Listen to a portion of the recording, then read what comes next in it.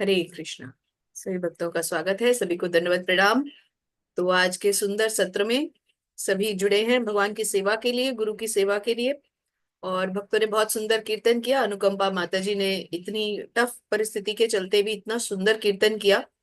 माता जी के प्रभु जी जो है वो स्वास्थ्य के कुछ परेशानियों से जूझ रहे हैं। तो हम सभी जो माता जी के साथ जुड़े हुए हैं, हम सभी कोशिश करें कि एक एक राउंड प्रभु जी के लिए एक्स्ट्रा करें। एटलीस्ट एक राउंड सभी डिवोटीज करें, ताकि भगवान तक माता जी के प्रभु जी को आशीर्वाद देने के लिए सबकी आवाज पहुंच सके। और ये प्रयास हम क्लास के बाद ही करेंगे। कोशिश करेंगे आज के सत्र के बाद सभी एक राउंड एक्स्ट्रा करें माता जी के लिए, प्रभु जी के लिए। और विश्वास रखिए माता जी, जब भगवान तक ये आवाज जाएगी तो प्रभु जी बहुत जल्दी अच्छे हो जाएंगे। Just don't worry. Sudhir Prabhu ji ने जैसे कि हर बार वो इतना सुंदर भजन करते हैं, गजेंद्र के लिए जो स्तुति गजेंद्र ने जो की थी, जब उनका पैर मगरमच्छ ने पकड़ लिया था। तो जैसा कि भगवान बताते हैं कि चार प्रकार के लोग मेरी शरण में आते हैं और चार प्रकार के लोग हैं जो मेरी शरण में नहीं आते। तो ऐसे ही इसी को श्रृंखला को आज हम देखिए कोरिलेट भी कर पा रहे हैं कि इस समय कितने लोग हैं जो दुख से पीड़ित है। उनमें जो पहली कैटेगरी भगवान बताते हैं, आर्त अर्थार्थी जिज्ञासु और ज्ञानी। तो जो पहली कैटेगरी होती है आर्त, उसमें हम में से कितने लोग आते हैं जो दुख के कारण भगवान को पुकारते हैं। गजेंद्र ने पुकारा, ध्रुव महाराज को धन की आशा थी इसलिए पुकारा। तो कोई भी भक्त जाता तो किसी और परेशानी को लेके है, लेकिन जब वहां भक्ति मिल जाती है तो वो सारी बाकी की परेशानियां भूल जाता है और भगवान की भक्ति में ही रम जाता है। तो यही हम सबके साथ भी हो, ऐसा ही हम सबको भगवान से प्रार्थना करनी चाहिए। अनुकंपा माता जी भी आज एक दुख के कारण थोड़ी सी व्याकुल हैं, विचलित हैं। तो हम सब आपके साथ हैं और भगवान की भक्ति आप पे और आपके प्रभु जी पे जरूर आए आशीर्वाद के रूप में। इसी प्रार्थना के साथ आइए आज का सत्र शुरू करते हैं। ओम ज्ञानतिमिरान्धस्य ज्ञानाञ्जनशलाकया चक्षुरुन्मिलितं येन तस्मै श्रीगुरुवे नमः। श्रीचैतन्यमनोभीष्टं स्थापितं येन भूतले स्वयं रूपः कदा मह्यं ददाति स्वपदान्तिकम्। वन्देऽहं श्रीगुरु श्रीयुतापदकमलं श्रीगुरून् वैष्णवांश्च श्रीरूपं साग्रजातां सहगण रघुनाथान्वितं तं सजीवम् साद्वैतं सावधूतं परिजनसहितं कृष्ण चैतन्य देवं श्रीराधा कृष्णपादान् सहगण ललिता श्रीविशाखान्वितांश्च। हे कृष्ण करुणा सिंधु दीनबंधु जगतपते गोपेश गोपिका कांत श्री राधा कांत नमस्तुते। तप्त कांचन गौरांगी श्री राधे वृंदावनेश्वरी वृषभानुसुते देवी प्रणमामि हरिप्रिये। वाञ्छाकल्पतरुभ्यश्च कृपा सिन्धुभ्य एव च पतितानां पावनेभ्यो वैष्णवेभ्यो नमो नमः। जय श्री कृष्ण चैतन्य प्रभु नित्यानंदा श्री अद्वैत गदाधर श्रीवासादि गौर भक्त वृंद। हरे कृष्णा कृष्ण कृष्ण हरे हरे, हरे राम राम राम हरे हरे। नमो विष्णुपादाय कृष्ण पृष्ठाय भूतले श्रीमते भक्ति वेदांत स्वामिनीति नामिने। नमस्ते सारस्वते देवे गौरवाणी प्रचारिणे निर्विशेषा शून्यवादी पाश्चात्य देश तारिणी।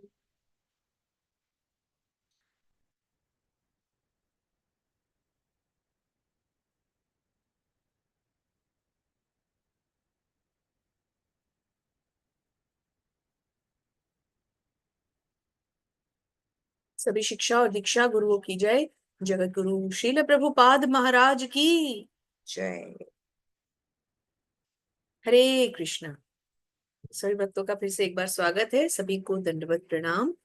और आज का जो सत्र हम ये शुरू कर रहे हैं, इसमें आपको चैट बॉक्स में हम इसका यूट्यूब का जैसे हर बार डालते हैं वो भेज दिया है हमने। तो किसी को यदि यूट्यूब पे इसको देखना हो या किसी को भेजना हो तो आप यहाँ से कॉपी करके भेज सकते हैं। आइए अब हम अध्याय 13 शुरू करते हैं। तो दो खंड भगवान ने समाप्त कर दिए। भगवान ने सबसे पहले हमें ये समझाया, अर्जुन के माध्यम से हमें क्या समझ में आया कि हम आत्मा हैं, शरीर नहीं है। सबसे पहली बात जो भगवान ने हमें समझाई। उसके बाद भगवान ने हमें हमारे कर्मों से अवगत कराया कि हमारे कर्म क्या हैं, किस प्रकार हमारा जो शरीर है वो कर्मों को जन्म देता है और कर्म हमें बांध देते हैं इस मृत्यु लोक से, इस जन्म मृत्यु के चक्र से। फिर भगवान ने हमें इंद्रियों के बारे में बताया, इंद्रियों को वश में कैसे करते हैं बताया। ध्यान योग, अष्टांग योग, सांख्य योग, कर्म योग, ज्ञान योग, इन सभी योगों के बारे में थोड़ा थोड़ा भगवान हमें बताते चले, जिससे कि मनुष्य इस भवसागर से पार होने के लिए स्वयं को सक्षम बना सके, तैयार कर सके। भगवान ने ये भी समझाया हमें कि भगवत धाम तक पहुंचना ही मनुष्य का सबसे बड़ा लक्ष्य होना चाहिए। 7वें और 8वें अध्याय में भगवान ने भगवत प्राप्ति और भगवत ज्ञान देते हुए 9वें अध्याय में वो सारे रहस्य भी बता दिए कि क्यों हमें कृष्ण पर विश्वास होना चाहिए। अपने सारे ऐश्वर्य दिखलाए 10वें अध्याय में। 11वें अध्याय में उस ऐश्वर्य के ऊपर भगवान ने अपनी मुहर भी लगा दी कि उसको प्रत्यक्ष देख भी लो, जो कुछ मैंने तुम्हें 10 अध्याय तक बताया, लो अब इसको, इसके साक्ष्य बनो। और फिर कल यानी 12वें अध्याय में भगवान ने हमें दो चीजें समझाई।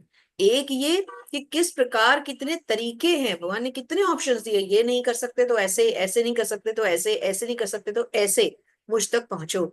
और सेकेंड हाफ में क्या समझाया कि ऐसे कौन से भक्त होते हैं जो भगवान को प्रिय होते हैं। तो भगवान ने हमें अब तक लगभग वो सारा ज्ञान दे दिया है जो इस जीवन के लिए, मनुष्य के लिए पर्याप्त है। अब भगवान अंतिम 6 अध्यायों में हमें, हम किस प्रकार इस भौतिक जगत से बंधे हैं, इसकी proper deep rooted psychology, philosophy, जो भी आप कहें, इसका दर्शन समझाएंगे, इसकी फिलोसफी समझाएंगे।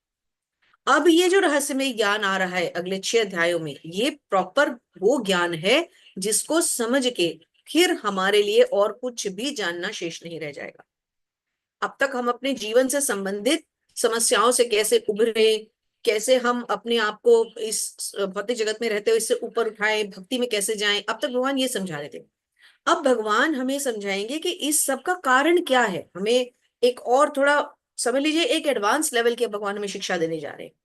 और अब ये जो 6 अध्याय आ रहे हैं, इनको जानने के बाद और अतिरिक्त कोई ऐसा ज्ञान नहीं रहेगा जिसकी हमें आवश्यकता रहेगी। तो बहुत ध्यान को लगाते हुए भगवान के श्री चरणों में आइए, अब हम इन 6 अध्यायों का अध्ययन शुरू करें। तो अध्याय 13 जो है ये एक प्रश्न से शुरू हो रहा है। यदि भक्ति ही परिणति है, यानी कि अंतिम चरण है, तो ज्ञान को अंतिम 6 अध्यायों में क्यों प्रस्तुत किया गया? बहुत बड़ा प्रश्न है। आप में से कईयों के अंदर ये चल भी रहा होगा कि जब ज्ञान इंपॉर्टेंट है तो सबसे पहले तो ज्ञान देना चाहिए था। सबसे पहले ज्ञान आ जाता तो फिर भक्ति और कर्मों को समझने में हमें आसानी हो जाती, तो ज्ञान को एंड में क्यों रखा गया? सही मायने में पूर्ण भगवत गीता भक्ति है। भगवत गीता ज्ञान और कर्म दोनों से ऊपर है, क्योंकि भगवत गीता भक्ति है। प्रथम 6 अध्याय चर्चा करते हैं कि कैसे कार्य के माध्यम से भक्ति की जाए। अंतिम 6 अध्याय बताएंगे कि कैसे ज्ञान के माध्यम से भक्ति की जाए। और मध्य 6 तो है ही भक्ति की चर्चा। इसके अलावा 12वें अध्याय में जैसे कि हमने जाना कि कैसे एक व्यक्ति भगवान को प्राप्त कर सकता है और कैसे भगवान अपने भक्तों को मृत्यु, जन्म और मृत्यु के चक्र से बचाते हैं अपनी भक्ति की अहेतु की कृपा देकर के। अंतिम 6 अध्याय भौतिक दुनिया को खुद से निकालने के लिए आवश्यक दार्शनिक ज्ञान प्रदान करते हैं। ये अंतिम 6 अध्याय जो है ये हमें कारण समझाएंगे कि हमारा इस जगत से बंधने का कारण क्या है और फिर इससे हम निकले कैसे, उसका सॉल्यूशन देंगे। ज्ञान माया से छुटकारा पाने में सहायता करती है और हमें श्री कृष्ण की ओर आकर्षित करती है। इसलिए जब हम भक्ति प्राप्त करने के लिए ज्ञान का उपयोग करते हैं तो यह भक्ति का हिस्सा बन जाता है। पहले भगवान ने भक्ति दी, सबसे पहले भगवान ने कहा कर्म करो। कौन से कर्म करो वो भक्ति योग में समझा दिया। और अब कर्म भी कर रहे हैं और भक्ति भी समझ में आ गई क्या करनी है। तो अब अपने आप को निकालें कैसे इस भवसागर से, उसके लिए अब भगवान हमें ज्ञान द्वारा समझा रहे। तो ये तीनों ही चरणों में भगवान ने हमें पूरी तरह से तैयार करवा रहे हैं जिससे कि हम इस दृश्य जगत से बाहर निकलें। क्षेत्र क्षेत्रज्ञ विभाग योग। तो यहां पर प्रकृति, पुरुष और चेतना, इसको हम समझते हैं कि ये तीनों चीजें हैं क्या। जीव क्या है, प्रकृति क्या है, पुरुष क्या है, जीव इस प्रकृति में आया कैसे, जीव का बीज कौन है, वो बीज यहाँ पर गर्भस्थ किसने किया, इस दृश्य जगत से जीव बाहर कैसे छूटे, ये सारे क्वेश्चंस और इनके आंसर्स। तो क्योंकि अर्जुन के प्रश्न के बाद भगवान उत्तर देने के लिए साथ ही आए हैं, तो आइए सब मिलकर भगवान का स्वागत करते हैं उनके नामों के उच्चारण के द्वारा। हरे कृष्णा कृष्ण कृष्णा हरे हरे, हरे राम हरे राम, राम राम हरे हरे, हरे कृष्णा कृष्ण कृष्णा हरे हरे, हरे राम राम राम हरे हरे, हरे कृष्णा कृष्ण कृष्णा हरे हरे, हरे राम राम राम हरे हरे। हरि बोल। तो अर्जुन कहते हैं, अर्जुना उवाच, यानी कि अर्जुन कहते हैं, क्या कहते हैं? प्रकृतिम पुरुषम चैव क्षेत्रम क्षेत्रज्ञमेव च एतद्वेति तुमिच्छामि ज्ञानम ज्ञेयम च केशव। अर्जुन कहते हैं, हे भगवान, हे श्री कृष्ण, मैं प्रकृति एवं पुरुष यानी कि भोक्ता, पुरुष कौन है? यानी कि जो इस प्रकृति को भोग रहा है, जीव। क्षेत्र और क्षेत्रज्ञ, क्षेत्र क्षेत्रज्ञ क्या है अभी हम भगवान से समझेंगे। ज्ञान और ज्ञेय, नॉलेज क्या है, उसको जानने वाला कौन है, क्यों जरूरी है, इन सब के बारे में जानना चाहता। तो अर्जुन क्या क्या जानने चाहते हैं?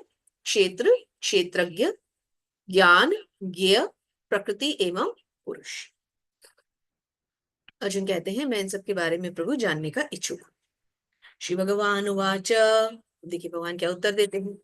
इदं शरीरं कौन्तेय क्षेत्रमित्यभिधीयते एतद्यो वेति तं प्राहुः क्षेत्रज्ञ इति तद्विदः। श्री भगवान ने कहा, हे कुंती पुत्र, यह शरीर क्षेत्र कहलाता है और इस क्षेत्र को जानने वाला क्षेत्रज्ञ है। तो ये शरीर क्या है? क्षेत्र है। क्षेत्र मतलब एरिया, काम करने का एरिया, जिस एरिया में हम काम कर रहे हैं। हम किस एरिया में काम कर रहे हैं? अपने शरीर के द्वारा ही तो सारे काम कर रहे हैं। तो ये जिस एरिया के अंदर हम काम कर रहे हैं, इस एरिया यानी इस क्षेत्र को हम, इस शरीर को हम क्षेत्र कहेंगे। और इस क्षेत्र को जानने वाला कौन है? क्षेत्रज्ञ। अब इस शरीर को कौन जानता है? हम सब जानते हैं। शरीर को कौन जानता है? आत्मा जानती है, जानता है। आत्मा के लिए हमेशा हम भगवत गीता में पुल्लिंग यूज करते हैं। आत्मा जानता है और परमात्मा जानते हैं। तो आत्मा एक शरीर को जानता है, लेकिन परमात्मा तो सारे शरीरों को जानते हैं। तो इस शरीर को जानने वाला कौन हो गया? आत्मा हो गई, है ना? तो प्रकृति क्या है? प्रकृति यानी कि मटेरियल, भौतिक। पुरुष क्या है? जो इस प्रकृति से आनंद को भोगता है। क्षेत्र क्या है? ये शरीर, ये तन। क्षेत्रज्ञ क्या है? इस शरीर को जानने वाला, यानी कि इसकी आत्मा। ज्ञान क्या है? क्षेत्र और क्षेत्र राज्य को समझने वाला, जो इस क्षेत्र और इस शरीर को समझ ले या हमें ये चीज समझा दे, वो क्या है? वो ज्ञान है। तो ज्ञान के द्वारा हम इस शरीर और इस शरीर से जुड़े हुए हर तत्व को समझते हैं। और ये शरीर किसकी देन है, किससे निकला है, किस में मिल जाएगा, इसका कोई काम नहीं है, ये सिर्फ एक इंस्ट्रूमेंट है। अंदर काम करता है आत्मा। ये सारी चीजें जो हम समझते हैं, ये क्या है? ये ज्ञान है, ये नॉलेज है। और ज्ञान का लक्ष्य कौन है? ज्ञान के लक्ष्य है स्वयं परमात्मा। तो अर्जुन के सारे ही प्रश्नों के यहाँ पर भगवान ने उत्तर दे दिए। प्रकृति, पुरुष, क्षेत्र, क्षेत्रज्ञ, ज्ञान और ज्ञेय। क्षेत्रज्ञं चापि मां विद्धि सर्व क्षेत्रेषु भारत क्षेत्र क्षेत्रज्ञ गयोक्या, सॉरी, क्षेत्र क्षेत्रज्ञ, क्षेत्र क्षेत्रज्ञो ज्ञयोर ज्ञानम। थोड़ा टफ है क्योंकि ज्ञ के बाद यो है और उसके इमीडिएटली बाद र है। क्षेत्र क्षेत्रज्ञयोर ज्ञानम। तो जब हम बोलते हैं, टंग ट्विस्टर है ये, तो बोलते हैं ना, तो र ग के बाद चला जाता है। क्षेत्रज्ञं चापि मां विद्धि सर्व क्षेत्रेषु भारत क्षेत्र क्षेत्रज्ञयोर ज्ञानम यत्तज्ज्ञानम मतम मम। हे अर्जुन, आपको समझना चाहिए कि मैं सभी शरीरों का ज्ञाता हूं। अब जो हमारा एक आत्मा है, वो हमारे एक स्पेसिफिक शरीर को जानता है, परंतु जो परमात्मा है, वो सभी शरीरों को जानते हैं। और इस शरीर और उसके ज्ञाता को समझने को ज्ञान कहा जाता है, यह मेरी राय है। तो भगवान कहते हैं कि मैं तो सभी शरीरों का ज्ञाता हूं। क्यों? क्योंकि मैं तो परमात्मा हूं। लेकिन आपके शरीर को जो जानता है, वो है आपका आत्मा। और आपके शरीर और आपके शरीर को जानने का जो प्रोसेस है, जो नॉलेज है, वो कहलाता है ज्ञान। चित्र के द्वारा बहुत सुंदर दिखाया गया है। आत्मा और परमात्मा देखिए एक साथ है, हृदय के अंदर दोनों का वास। अब यहां आप इससे समझ सकते हैं चित्र से कि ये क्या है? ये प्रकृति है। ये प्रकृति के अंदर कौन आ गया? जीव आ गया। ये क्या कर रहा है? ये प्रकृति का विदोहन कर रहा है, प्रकृति से कुछ ना कुछ भोग रहा है।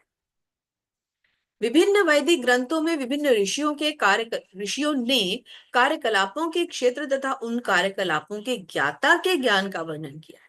इस विशेष रूप से वेदांत सूत्र में कार्य कारण के समस्त तर्क समेत प्रस्तुत किया गया है। जो हमने वेदांत सूत्र हमें दिया गया है, उस वेदांत सूत्र में क्या है? वेदों के द्वारा, वैदिक ग्रंथों के द्वारा बड़े बड़े ऋषियों ने हमें इस शरीर से जुड़े हुए कार्यकलाप, इस शरीर को जानने वाला ज्ञान आदि सब कुछ प्रदान किया है। इसीलिए तो हम बार बार वैदिक साहित्य की बात करते हैं। भगवान की शक्ति का प्राकट्य अन्नमय रूप से होता है, जिसका अर्थ है अस्तित्व के लिए भोजन पर निर्भरता। यह ब्रह्म की भौतिकवादी अनुभूति है। तो सबसे पहले हमें शरीर को पालन पोषण करने के लिए क्या चाहिए? अन्न चाहिए। अन्न में परम सत्य की अनुभूति करने के पश्चात अब हमें अन्न में किसकी अनुभूति करनी है? परम सत्य की। क्योंकि जो अन्न हम खा रहे हैं वो हमने नहीं उगाया। हम कहते हैं किसान उगाता है। किसान को कहाँ से दिया जाता है? किसान बीज अपने अंदर से थोड़ी पैदा करता है। वो बीज जो नेचर से किसान लेता है, नेचर ही तो दे रही है। तो वो नेचर का मालिक कौन है? प्रकृति के मालिक तो स्वयं भगवान है। तो इसका मतलब अन्न के दाता कौन हुए? ईश्वर हुए, श्री कृष्ण हुए। तो अन्न में भी परम सत्य की अनुभूति होती है। अन्न के में परम सत्य की अनुभूति के बाद सेकेंड लेवल पे क्या आता है? प्राणमय रूप, जिसमें मनुष्य सजीव लक्षणों या जीवन रूपों में परम सत्य की अनुभूति करते हैं। अन्न के कारण हमारे अंदर क्या आते हैं? प्राण। तो अन्न में भी भगवान की अनुभूति हुई, प्राण में भी भगवान की अनुभूति हुई। ज्ञानमय रूप में यह अनुभूति सजीव लक्षणों से आगे बढ़कर चिंतन, अनुभव तथा आकांक्षा तक पहुंचती।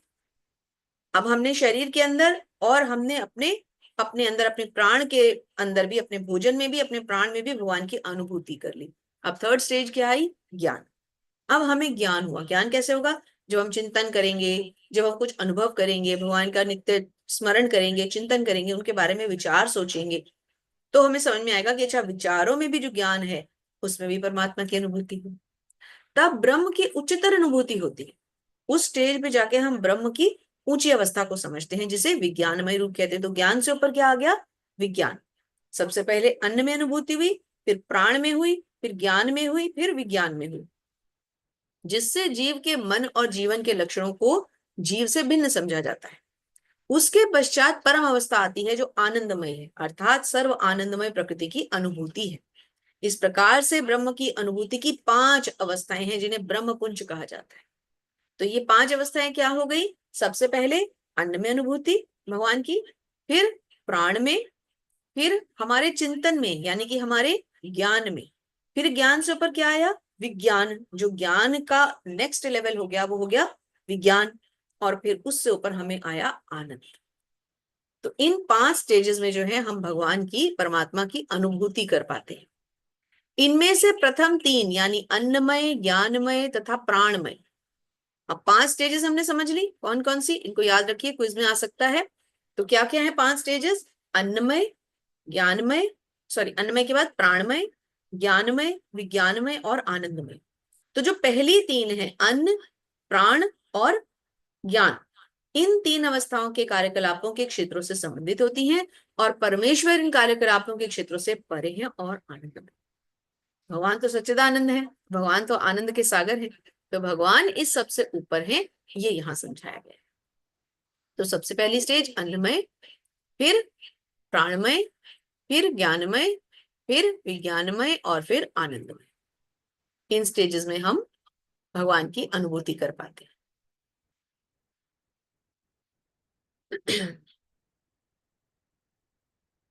पंच महाभूत, अहंकार, बुद्धि। अब देखिए यहाँ पर प्रकृति के 24 तत्वों का वर्णन हुआ है, उसको ध्यान से समझ लीजिए। पंच महाभूत, अहंकार, बुद्धि, अव्यक्त यानी कि तीनों गुणों की अप्रकट अवस्था, 10 इंद्रियां तथा मन, 5 इंद्रिय विषय, इच्छा, द्वेष, सुख, दुख, संघात, जीवन के लक्षण तथा धैर्य। इन सबको संक्षेप में कर्म का क्षेत्र और उसकी अंतःक्रियाएं यानी कि विकार का। अब यहाँ विकारों की डेफिनेशन भी आ गई। तो पंच महाभूत कौन से हुए हमारे? पृथ्वी, जल, अग्नि, आकाश, वायु। पहले हम 24 तत्व समझ रहे। 24 तत्व कौन से हैं प्रकृति के? 5 तो पंच महाभूत, पृथ्वी जल अग्नि आकाश वायु। 5 हो गए हमारी इंद्रियां, ज्ञान इंद्रियां, और 5 हो गई कर्म इंद्रियां, यानी कि हो गए टोटल 10। और 5 हमने गिने थे पंच महाभूत, तो कितनी चीजें हो गई? 15। 5 पंच महाभूत, 5 कर्म इंद्रियां, 5 ज्ञान इंद्रियां, 15 हो गए। 5 हो गए इंद्रिय विषय, कितने हो गए? 20 हो गए। सूक्ष्म तत्व कौन से होते हैं? मन बुद्धि अहंकार। 3 और जुड़ गए, 23 हो गए। और 24वां हो गया महत्व। तो 24 तत्व जो है भौतिक प्रकृति के, वो क्या क्या है? पंचमहाभूत, 5 कर्म इंद्रियां, 5 ज्ञान इंद्रियां, 5 इंद्रिय विषय, मन बुद्धि अहंकार और महत्व। ये 24 तत्वों से मिलकर ये भौतिक जगत बना है। अब क्या बताते हैं कि ये जो पंच महाभूत हैं, इनके अतिरिक्त अहंकार, बुद्धि, इंद्रियां, मन, इंद्रिय विषय, इच्छा, द्वेष, सुख दुख, संघात, जीवन के लक्षण और धैर्य। अब बताया गया है कि ये सब मिलाकर के क्या बनते हैं? कर्म का क्षेत्र। इनके अतिरिक्त और कहीं कर्म नहीं हो सकता, तो इन्हें क्या कहा जाता है? विकार। अब ये जो चित्र है ये बहुत इंपॉर्टेंट है, हमने इसको पहले भी डिस्कस किया था शायद इसी क्लास में। हर क्लास में इस पे हम काफी टाइम लगाते हैं। ये चित्र समझ लिया तो बहुत कुछ समझ में आता है। तो इस चित्र में क्या समझाया गया है? भगवद गीता में दिया भी गया है चित्र। इसमें क्या समझाया गया है कि एक रथ है जो है हमारा शरीर, इस रथ को खींच रही हैं घोड़े। तो घोड़े क्या है? हमारी इंद्रियां, कर्म इंद्रियां और ज्ञान इंद्रियां। उन घोड़ों की लगाम क्या होती है जिनसे कि घोड़े टाइट रहते हैं? तो इंद्रियों को कौन टाइट रखता है? हमारा मन। तो लगाम क्या हो गया? मन। लगाम किसके हाथ में होनी चाहिए? सारथी के हाथ में। तो हमारे शरीर का सारथी कौन है? हमारी बुद्धि, जो हमें ड्राइव कर रही है। और साक्षी कौन है? जो पीछे सवार बैठा है, यानी कि आत्मा। तो रथ यानी शरीर, घोड़े यानी इंद्रियां, लगाम यानी मन, सारथी यानी बुद्धि, सवार यानी आत्मा। तो इस चित्र को अगर समझ लिया तो हमें बहुत कुछ समझ में आ जाएगा।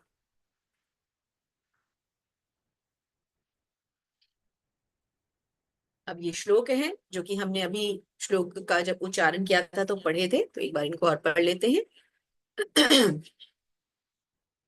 पहले हम ये जानते हैं कि इसमें भगवान बताने क्या वाले हैं, ताकि आप श्लोकों के जो शब्द हैं ना, उन्हीं से इनके हम एक एक वर्ड को पकड़ते जाएंगे। और ये हम भगवान हमें बता क्या रहे हैं? ज्ञान के बारे में बता रहे हैं। तो ज्ञान के क्या क्या लक्षण है, आइए सुनते हैं। अमानित्व, मदबिंब, अहिंसा, क्षांतिरार्जवम, आचार्योपासनम, शौचम, स्थैर्यम, आत्मविनिग्रह, इन्द्रियार्थेषु वैराग्यम, अहंकार एव च, जन्म मृत्यु जरा व्याधिर, दुख दोषानुदर्शनम, असक्तिरनभिविष्यङ्ग, पुत्रदार गृहादिषु, नित्यं च समिच्चत्व, मिष्टानिष्टोपपत्तिषु, मयि चानन्ययोगेन भक्तिर अव्यभिचारिणी, विभक्त देश सेवित्व, मरितिर्जन संसदि, अध्यात्म ज्ञान नित्ययम्, तत्वज्ञानार्थ दर्शनम्, एतज्ज्ञानामिति प्रोक्तम्, अज्ञानम यदतो अन्यथा। भगवान कहते हैं, देखिए ज्ञान क्या क्या है इसके शब्द समझते जाइए। पहली बात, ज्ञान का लक्षण विनम्रता, हम्बल होना। दंभहीनता यानी अहंकार से मुक्त होना। अहिंसा यानी हम किसी को दोष ना पहुंचाएं, किसी को दुख ना पहुंचाएं। सहिष्णुता मतलब हमारा बहुत ही सरल, बहुत ही हम्बल होना। विनम्रता और सहिष्णुता मिलते जुलते ही हैं। सरलता मतलब हमारी सिंप्लिसिटी। प्रामाणिक गुरु के पास जाना, प्रामाणिक गुरु के पास जाना मीन्स हम अपने गुरु की शरण में रहे। पवित्रता हम दो तरह से देखते हैं, एक आंतरिक एक बाह्य। बाह्य पवित्रता क्या है? हमारा शुद्ध रहना, स्वच्छ रहना, हमेशा भगवान की भक्ति के लिए तैयार रहना। लेकिन आंतरिक पवित्रता क्या है? हमारा इंटरनल क्लीनलीनेस, हमारी आत्मा की शुद्धि, हमारे मन में भी शुद्धि होनी, विकारों से रहित होना। स्थिरता, आत्म संयम, सेल्फ कंट्रोल्ड। इंद्रिय विषयों के का परित्याग, हमें सेंस ग्रेटिफिकेशन से दूर रहना है। अहंकार का अभाव यानी हमें अहंकार नहीं होना चाहिए। जन्म मृत्यु वृद्धावस्था और रोग के दोषों की अनुभूति। हमें पता होना चाहिए कि ये जो जन्म मृत्यु जरा व्याधि है, ये इस शरीर से संबंधित कष्ट है, इनसे आत्मा का कोई लेना देना नहीं है, आत्मा को कोई बीमारी नहीं लग सकती। वैराग्य यानी हमें मटेरियल से डिटैच्ड होना चाहिए। संतान, स्त्री, घर तथा अन्य वस्तुओं की ममता से मुक्त, तो बहुत ज्यादा लिप्त नहीं होना चाहिए भौतिक संसार में। अच्छी बुरी घटनाओं के प्रति संभाव, ना तो बहुत अच्छी घटना पे बहुत ज्यादा उछलना कूदना नाचना गाना, और ना ही कोई थोड़े से दुख से एकदम से शोकाकुल हो जाना। संभाव रहना। मेरे प्रति निरंतर अनन्य भक्ति, मान कहते हैं जो मेरे प्रति निरंतर भक्ति करता है वो ज्ञानी है। एकांत स्थान में रहने की इच्छा, कई लोग होते हैं उन्हें इच्छा होती है अंदर से कि नहीं हमें ज्यादा भीड़ भड़के में नहीं रहना, हमें एकांत में रहे, आराम से अपना जप करें। जन समूह से विलगाव, एक ही बात हुई, एकांत में रहना यानी जन समूह से विलगाव। आत्म साक्षात्कार की महत्ता को स्वीकार, हमें अपनी सेल्फ रियलाइजेशन पर ज्यादा वर्क करना चाहिए अब। तथा परम सत्य की दार्शनिक खोज, परम सत्य यानी एब्सोल्यूट ट्रूथ यानी कि कृष्ण, उनके बारे में हमें जिज्ञासाएं आनी चाहिए। इन सबको मैं ज्ञान घोषित करता हूं, और इसके अतिरिक्त जो भी कुछ है वो ज्ञान। तो ये जो भगवान ने पॉइंट्स बताए, ये हैं ज्ञान के पॉइंट्स, और इसके अलावा जो कुछ भी है वो है अज्ञान। अब देखिए यहां पर फिर से भगवान बता रहे हैं क्या, जो भगवान ने हमें पॉइंट्स बताए उनको यहाँ पर फिर से समझाया गया है। तो आप एक बार इसका स्क्रीनशॉट ले लें, मैं एक बार पढ़ देती हूँ। तो नम्रता यानी सम्मानित होने की संतुष्टि के लिए उत्सुक ना होना, यानी कि हमें हमें सम्मान नहीं चाहिए कि हमारा आप बहुत सम्मान करें, हमें बहुत ऊंची पदवी दें, ऐसा ऐसी कोई इच्छा मनुष्य के मन में नहीं होनी चाहिए। शिष्टता होनी चाहिए। अहिंसा हम दो तरह से करते हैं, एक कि हम किसी को दुख नहीं पहुंचा रहे, और दूसरा कि अगर हम किसी तक आध्यात्मिक ज्ञान का प्रचार प्रसार नहीं कर रहे तो वो भी हिंसा है। तो जब तक कोई लोगों को आध्यात्मिक ज्ञान नहीं पहुंचाता तब तक वह हिंसा का अभ्यास कर रहा है। तो आध्यात्मिक ज्ञान आगे बढ़ाना बहुत जरूरी है, अपने तक नहीं रखना, इसको आगे बांटना है। सहनशीलता समझते हैं, सादगी, एक आध्यात्मिक गुरु को स्वीकार करना। स्वच्छता हमने दो तरह से समझी, बाहरी और आंतरिक। तो आंतरिक स्वच्छता हम कैसे बनाते हैं, हमारी इंटरनल क्लीनलीनेस हम कैसे करते हैं, जप के द्वारा। स्थिरता यानी दृढ़ संकल्पी होना। आत्म संयम यानी कि हमारा खुद पे कंट्रोल होना चाहिए। इंद्रिय वस्तुओं का त्याग यानी कि अनावश्यक मांगों के पीछे मनुष्य को नहीं भागना चाहिए। झूठे अहंकार की अनुपस्थिति, झूठा अहंकार क्या है, मनुष्य का सबसे बड़ा अहंकार क्या है कि मैं तो एक शरीर हूं। जब तक हम ये नहीं मान लेते कि हम एक आत्मा है तब तक हमारे अंदर अहंकार ही अहंकार है। तभी तो दीक्षा के समय ये नाम और पदवी हटा दी जाती है और पीछे दास लगा दिया जाता है। सबसे पहले अहंकार से बाहर निकलो, कोई नाम नहीं है तुम्हारा, कोई सरनेम नहीं है तुम्हारा, तुम्हारा सिर्फ एक ही पीछे नाम के लगा है, दास या दासी। अहंकार वही खत्म। बुराई की धारणा, अनासक्ति यानी कि डिटैचमेंट, बाकी अपने परिवार के साथ ज्यादा, जिसे कहते हैं बहुत ज्यादा लिप्त नहीं होना, भौतिक संसार से विरक्ति, निष्काम भाव से भगवान की भक्ति करनी, एकांत में रहने आदि की इच्छा करनी, ये हमने अभी समझा, भगवान ने इसे ज्ञान डिक्लेयर किया। अब मैं तुम्हें ज्ञेय के विषय में बतलाऊंगा जिसे जानकर तुम नित्य ब्रह्म का आस्वादन कर सकते हो। यह ब्रह्म या आत्मा जो अनादि है और मेरे अधीन है, इस भौतिक जगत के कार्य करने से परे है। अब भगवान ने ज्ञान बता दिया, अब भगवान बताएंगे ज्ञेय क्या है। तो ज्ञेय क्या है, ज्ञान का फाइनल डेस्टिनेशन, अंतिम लक्ष्य। सर्वेंद्रिय गुणाभासम सर्वेंद्रिय विवर्जितम असक्तम सर्वभृक्षैव निर्गुणम गुणभोक्तृ च। परमात्मा समस्त इंद्रियों के मूल स्रोत हैं, फिर भी वे इंद्रियों से रहित है। तो परमात्मा कौन है, भगवान कौन है, भगवान तो सभी इंद्रियों के स्रोत हैं, मतलब सभी इंद्रियां उन्हीं से तो निकली हैं, लेकिन फिर भी वह इंद्रियों से रहित हैं। वे समस्त जीवों के पालन करता होकर भी अनासक्त हैं। वे प्रकृति के गुणों से परे हैं और फिर भी वे भौतिक प्रकृति के समस्त गुणों के स्वामी। तो भगवान कौन है, भगवान प्रकृति के गुणों से परे हैं। गुणों को तो बनाते ही भगवान है, लेकिन स्वयं भगवान उसमें लिप्त नहीं है। उन गुणों को बनाने के साथ साथ भगवान उन गुणों से ऊपर भी हैं, गुणातीत हैं, स्वयं गुणों के अधीन नहीं है। परम सत्य समस्त जीवों के बाहर तथा भीतर स्थित है। भगवान तो जीव के बाहर भी है क्योंकि प्रकृति में भी व्याप्त है और भीतर भी है। वे भौतिक इंद्रियों के द्वारा जानने या देखने से परे हैं। यद्यपि वे अत्यंत दूर रहते हैं परंतु हम सबके निकट हैं। तो भगवान दूर भी है, पास भी, इतने बड़े भी हैं जो कि इतना बड़ा ब्रह्मांडों को अपने एक छोटे से अंश पर टिकाए हुए हैं, और इतने छोटे भी हैं कि एक छोटे से परमाणु के अंदर भी चले जाते हैं। हरि बोल। परम सत्य समस्त जीवों के बाहर तथा भीतर स्थित है। सूक्ष्म होने के कारण वे भौतिक इंद्रियों द्वारा जानने या देखने से परे हैं। यद्यपि वे अत्यंत दूर रहते हैं किंतु हम सबों के निकट भी रहते हैं। तो देखिए, आप भगवान को कहाँ हम महसूस कर सकते हैं? माता के गर्भ में जो शिशु होता है ना, वो भी भगवान की अनुभूति कर सकता है। जैसे कि परीक्षित महाराज ने स्वयं भगवान के दर्शन किए थे अपनी माता के गर्भ के अंदर। तो भगवान तो सब जगह व्याप्त है। जिस शिशु शिशु का भी जन्म भी नहीं हुआ उसको ही भगवान दिख जाते हैं। वे समस्त प्रकाशमान वस्तुओं के प्रकाश स्रोत हैं। वे भौतिक अंधकार से परे हैं, अगोचर हैं। वे ज्ञान है, ये है और ज्ञान के लक्ष्य हैं, और सभी के हृदयों में स्थित है। तो भगवान कहाँ है? भगवान तो हमारे हृदय में है। ज्ञान भी वही है, जानने योग्य भी वही है, उन्हीं को हमें जान के अपना परम लक्ष्य स्वीकार करना है। वो ही सब कुछ। तो भगवान से पृथक और इस सृष्टि में कुछ भी नहीं, उनसे अलग या उनसे स्वतंत्र कुछ भी नहीं। स्वतंत्र तो एक ही है, स्वयं भगवान खुद।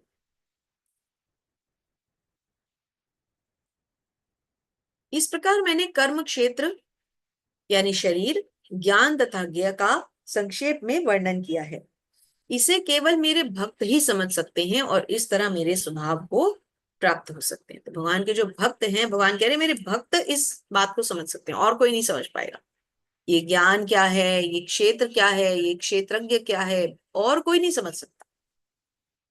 हाँ, भक्त समझ जाएगा।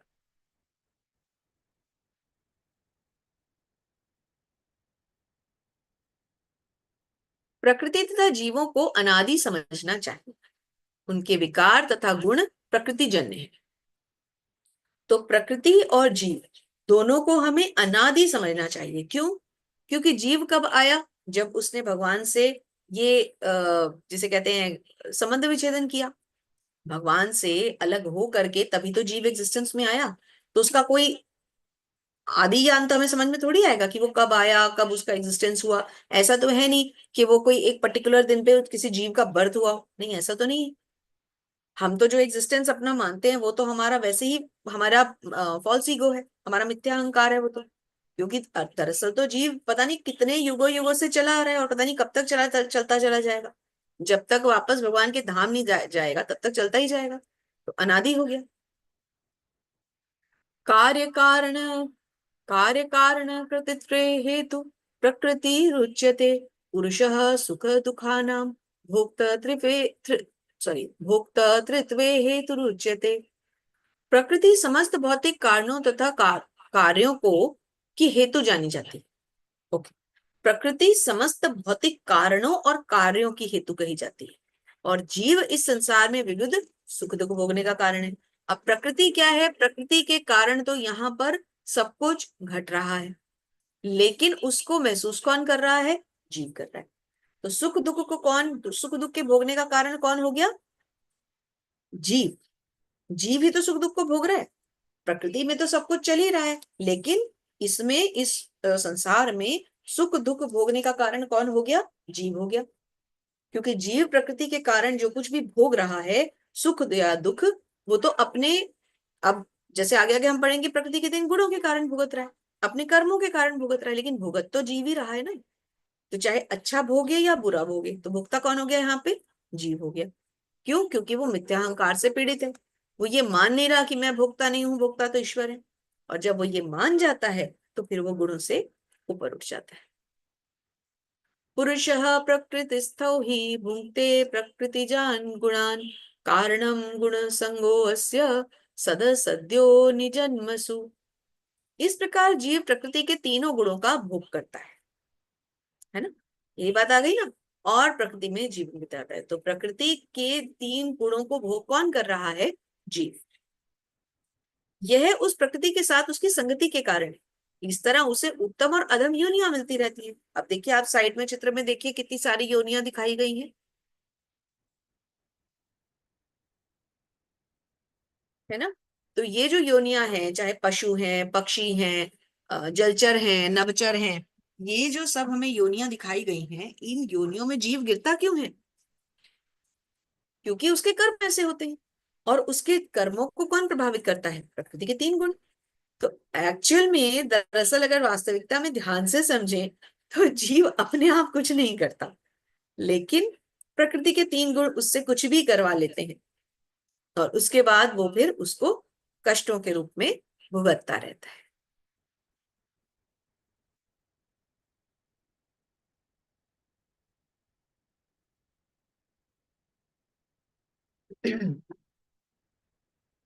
उपद्रष्टा अनुमंता च भर्ता भोक्ता महेश्वरः परमात्मेति चाप्युक्तो देहे अस्मिन् पुरुषः परः। इस शरीर में एक दिव्य भोक्ता है जो ईश्वर है, परम स्वामी है, और साक्षी तथा अनुमति देने वाले के रूप में विद्यमान है, और जो परमात्मा कहलाता है।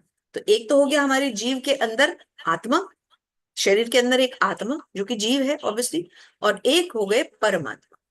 तो जो परमात्मा है वो जीव के इस शरीर में, जो हमारे जीव को एक शरीर प्रदान किया गया है, उसके अंदर एकमात्र दिव्य चीज कौन है? आत्मा। और वो किसके पास में रहती है? स्वयं परमात्मा के पास में। और परमात्मा कौन है? परमात्मा ईश्वर है, परम स्वामी है और साक्षी है।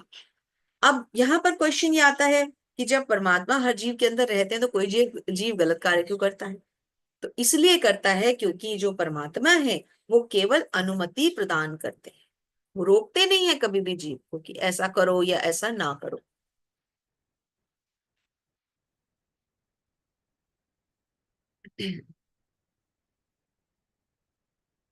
जो व्यक्ति प्रकृति, जीव तथा प्रकृति के गुणों की अंतःक्रिया से संबंधित इस विचारधारा को समझ लेता है, उसे मुक्ति की प्राप्ति सुनिश्चित है।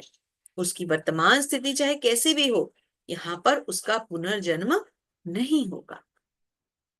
तो यहाँ क्लियरली भगवान ने समझा दिया है कि जो इस फिलॉसफी को समझ लेता है, जो इस दर्शन को जान लेता है, क्या दर्शन?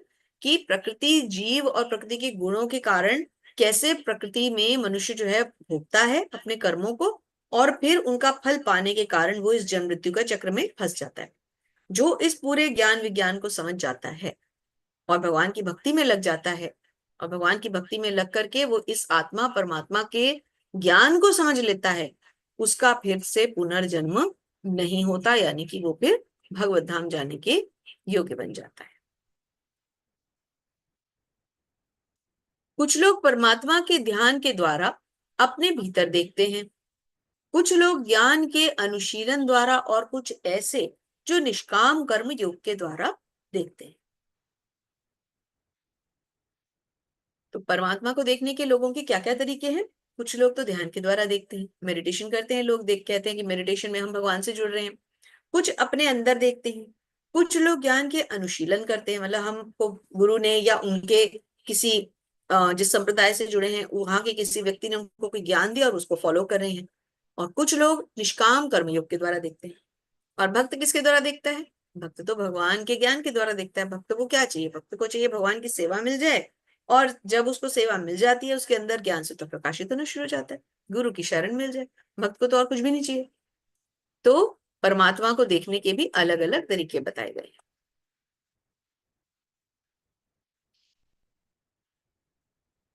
कि माता देव होती हैं जो अपने पुत्र कपिल मुनि के सामने बैठकर उनसे ज्ञान ले रही हैं। ऐसे भी लोग हैं जो यद्यपि आध्यात्मिक ज्ञान से अवगत नहीं होते, ऐसे बहुत से लोग हैं ना जिनको कोई स्पिरिचुअल नॉलेज नहीं है, कोई ज्ञान नहीं है, वो भगवान को जानते ही नहीं है वो लोग, पर अन्यों से परम पुरुष के विषय में सुनकर उनकी पूजा करने लगते हैं। ये लोग भी प्रामाणिक पुरुषों, श्रवण करने वालों की मनोवृत्ति के कारण जन्म और मृत्यु के पथ को पार कर जाते हैं। तो यहाँ क्या बताया गया है, इसे ध्यान से समझते हैं। ऐसे भी लोग हैं जो आध्यात्मिक ज्ञान से एक मिनट, वो स्क्रीन पे ना ये आ जाता है बार बार, अवगत नहीं होते, अर्थात जिनको कि कोई आध्यात्मिक ज्ञान नहीं है, लेकिन किसी से सुनकर के वो जो है इस ज्ञान में आ जाते हैं। तो ऐसे लोग भी, जैसे अब आप देख रहे हैं माता देवहूति हैं, माता देवहूति को उनके जो पुत्र हैं, उनके स्वयं के पुत्र कपिल मुनि ज्ञान दे रहे हैं। कपिल मुनि तो स्वयं भगवान का ही रूप है। तो अपनी माता से सुनकर वो इस ज्ञान को अपना रही हैं। अर्थात उनके पास ये बेसिक नॉलेज नहीं थी, लेकिन किसी अन्य से सुनकर के, ऐसे लोग जैसे प्रामाणिक पुरुषों से सुना, गुरु से सुना, ऐसी कोई संस्था ज्वाइन की जहां पर के भगवत ज्ञान बताया जा रहा है, तो वो अन्यों से सुनकर भी इस ज्ञान को अपना लेते हैं। और ऐसी स्थिति वाले लोग भी जन्म मृत्यु के सागर को पार कर जाते हैं, क्योंकि भगवत ज्ञान तो उन्हें भी हो गया, चाहे वो स्वयं का नहीं था, किसी से सुना था उन्होंने।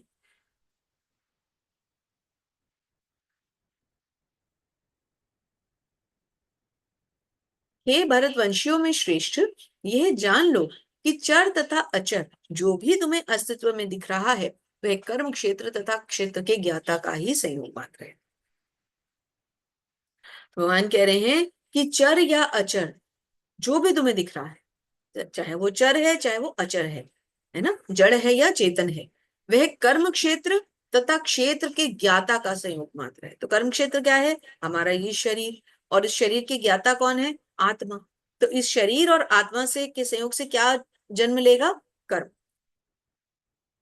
तो जो भी तुम्हें अस्तित्व में दिख रहा है, समझ लीजिए कि वो क्या हो गया? मनुष्य का कर्म। समम सर्वेषु भूतेषु तिष्ठतं परमेश्वरं, विनश्यस्त विनश्यत विनश्यत्यंतम य पश्यति स पश्यति। जो परमात्मा को समस्त शरीरों में आत्मा के साथ देखता है, यानी कि हर एक के शरीर में एक उस शरीर का ज्ञाता यानी कि आत्मा है, और एक सभी शरीरों का ज्ञाता यानी कि परमात्मा भी है। जो इस बात को देखता है और समझता है कि इस नश्वर शरीर के भीतर ना तो आत्मा ना ही परमात्मा में नष्ट होता है, वही वास्तव में दिखता है। अर्थात वो ही मनुष्य ज्ञानी है, वो ही बुद्धिमान है, जो इस तथ्य को समझ ले कि इस शरीर के अंदर जो आत्मा है, जिसके कारण ये शरीर चलायमान है, कार्यशील है, उस आत्मा का कभी हनन नहीं हो सकता।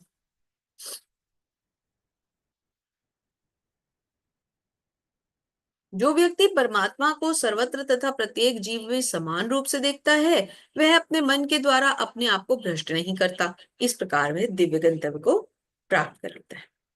तो ऐसे भी लोग हैं जो दूसरे के साथ संभाव बना के रखते हैं, जिनको किसी से ईर्ष्या नहीं होती, जीव में समान रूप से वर्तमान देखता है, जो ऐसा समझते हैं मैं भी कृष्ण का अंश, तुम भी कृष्ण के अंश, तो फिर काहे का द्वेष?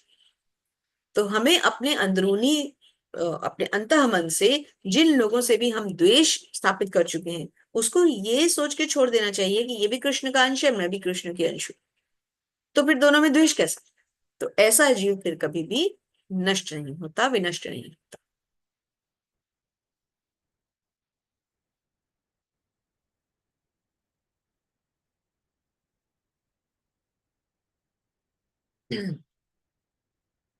जो यह देखता है कि सारे कार्य शरीर द्वारा संपन्न किए जाते हैं, जिसकी उत्पत्ति प्रकृति से हुई है, और जो यह देखता है कि आत्मा कुछ भी नहीं कर सकता, वही यथार्थ है। तो जो आत्मा के इस रहस्य को जानता है कि आत्मा कुछ नहीं करेगा, करेगा कौन? प्रकृति के तीन गुण। प्रकृति के तीन गुण मनुष्य से सब कुछ करवाएंगे। जो यह देखता है कि सारे कार्य शरीर के द्वारा संपन्न किए जा रहे हैं, जिसकी उत्पत्ति प्रकृति से हुई है, और जो देखता है कि आत्मा कुछ नहीं कर सकता, वही यथार्थ में देखता है, वही बंदा, वही जीव सही देखता है, अर्थात वही ज्ञानी है, सीधी सी बात। थोड़ा सा गुड़ गुड़ ज्ञान है ये, हमें एक दो बार हम पढ़ते हैं तो बहुत अच्छे से समझ में आ जाता है। यद्यपि आकाश सर्वव्यापी है, किंतु अपनी सूक्ष्म प्रकृति के कारण किसी वस्तु से लिप्त नहीं होता। इसी तरह ब्रह्म दृष्टि में स्थित आत्मा शरीर में रहते हुए भी शरीर से लिप्त नहीं होता। तो जैसे कि आकाश में सब कुछ व्याप्त है, आकाश तो सर्वव्यापी ना, हर जगह आकाश है, कहीं ऐसा तो कोई प्लेस ही नहीं होगी जहां आकाश नहीं है, लेकिन अपनी सूक्ष्म प्रकृति के कारण वे किसी से भी लिप्त नहीं होता। आकाश हमारे साथ तो नहीं चल पड़ता, हम आकाश के नीचे नीचे चल सकते हैं, आकाश तो हमारे साथ साथ नहीं चल सकता, है ना।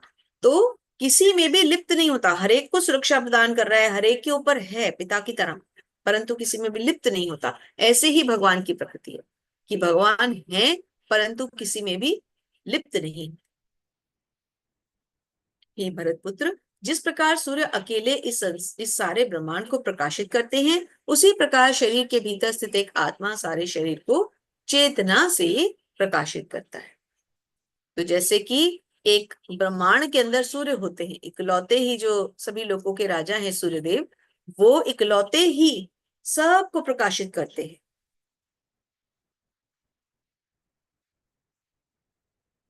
उसी प्रकार शरीर के अंदर एक आत्मा होता है जो शरीर को चेतना प्रदान करता है। जैसे कि एक जगह पे खड़े हैं सूर्यदेव, लेकिन पूरे सौरमंडल को चला रहे हैं, पूरे ब्रह्मांड को प्रकाश दे रहे हैं। इसी प्रकार हमारे शरीर में भी एक छोटा सा आत्मा होता है। आत्मा का साइज क्या है? बाल के, हमारे जो ये सर का बाल होता है, इसका अग्रभाग, यानी कि इसका बिल्कुल समझ लीजिए ये आगे का सिरा है ना, और इसका 10,000वां हिस्सा कितना सूक्ष्म है, कैसे दिख जाएगा? माइक्रोस्कोप, टेलीस्कोप, रडार, सैटेलाइट सब कुछ लगा देंगे तब भी नहीं दिखेगा। लेकिन भक्त अपनी आत्मा को पहचान लेता है। भक्त समझ लेता है कि मेरा आत्मा दिव्य है और वो कृष्ण का अंश है। उसी के ऊपर तो टिका है ये सारा ज्ञान।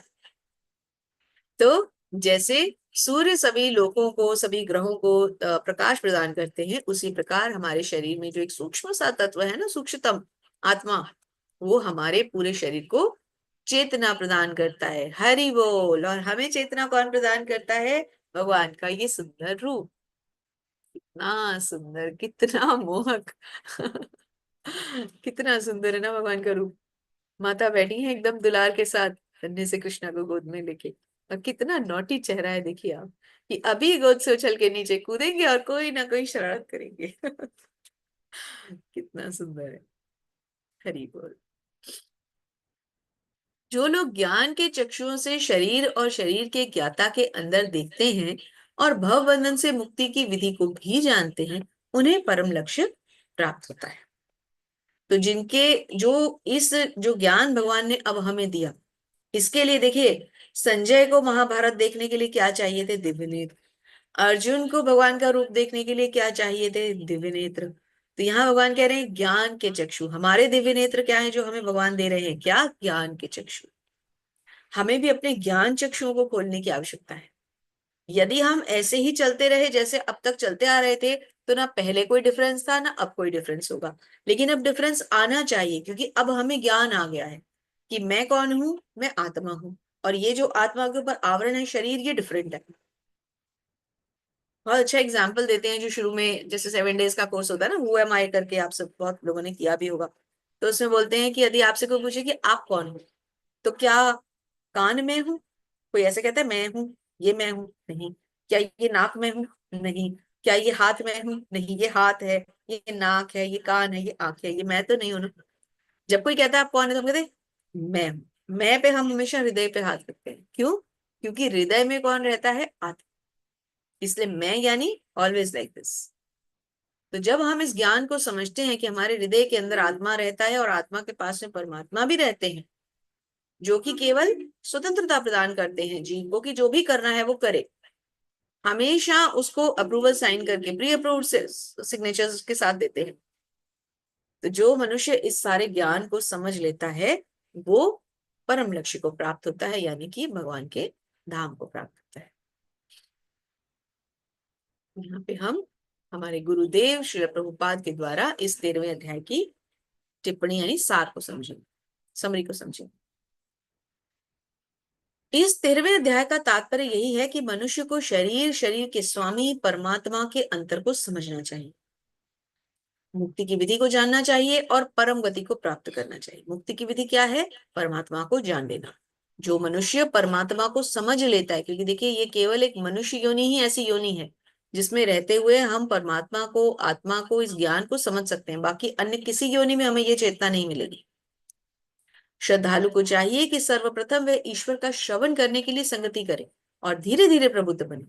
यदि गुरु स्वीकार कर लिया जाए तो पदार्थ और आत्मा के अंतर को समझा जा सकता है और वही अग्रिम आत्म साक्षात्कार के लिए शुभारंभ बन सकता है।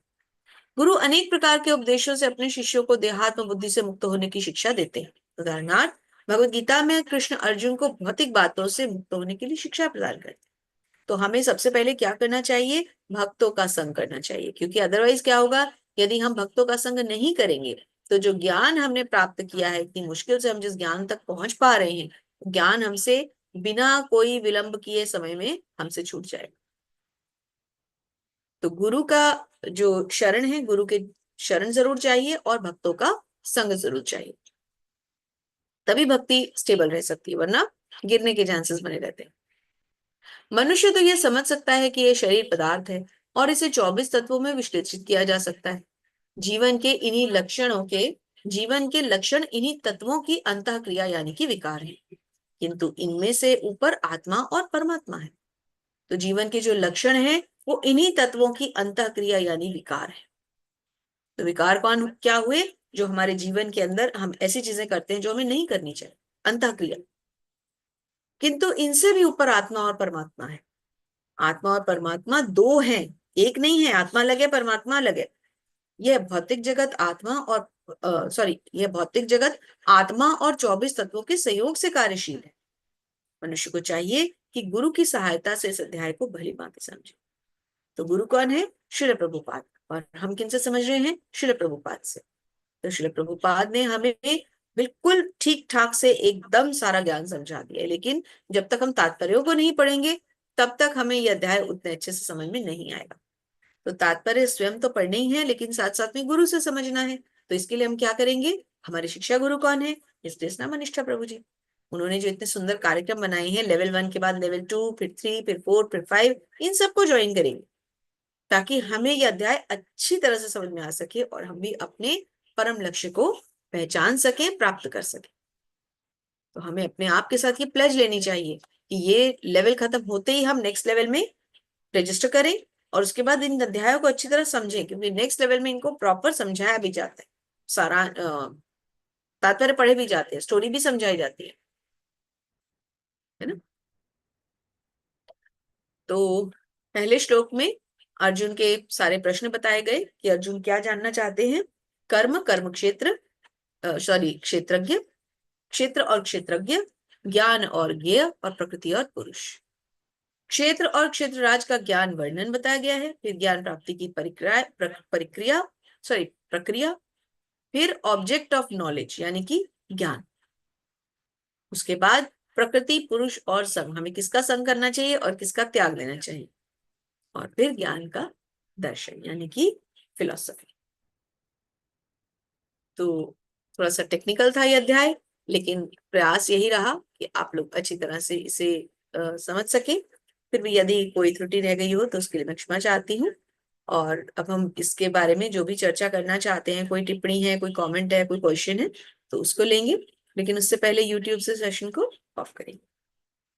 वाञ्छा कल्पतरुभ्यश्च कृपा सिन्धुभ्य एव च पतितानां पावनेभ्यो वैष्णवेभ्यो नमो नमः।